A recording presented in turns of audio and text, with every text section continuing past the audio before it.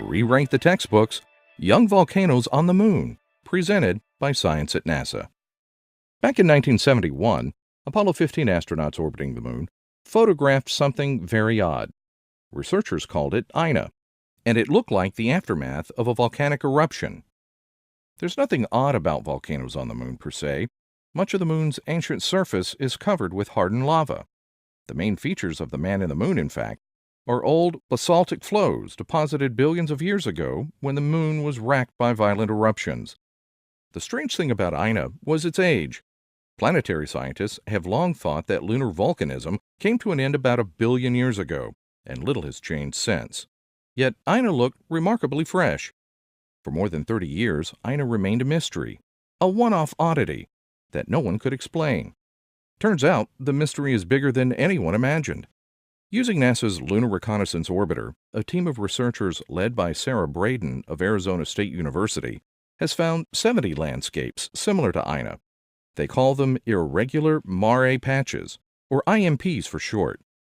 Discovering new features on the lunar surface was thrilling, says Braden. We looked at hundreds of high-resolution images, and when I found a new IMP, it was always the highlight of my day. The irregular mare patches look so different than more common lunar features like impact craters, impact melt, and highlands material, she says. They really jump out at you. On the Moon, it is possible to estimate the age of a landscape by counting its craters. The Moon is pelted by a slow drizzle of meteoroids that pepper its surface with impact scars.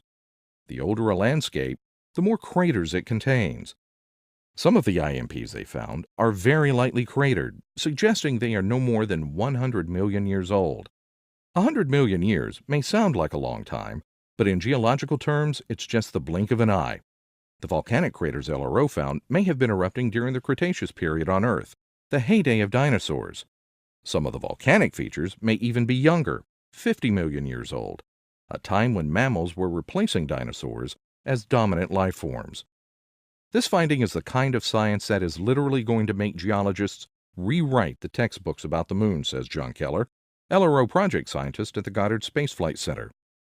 IMPs are too small to be seen from Earth, averaging less than 1/3 of a mile, about 500 meters across in their largest dimension. That's why, other than Ina, they haven't been found before.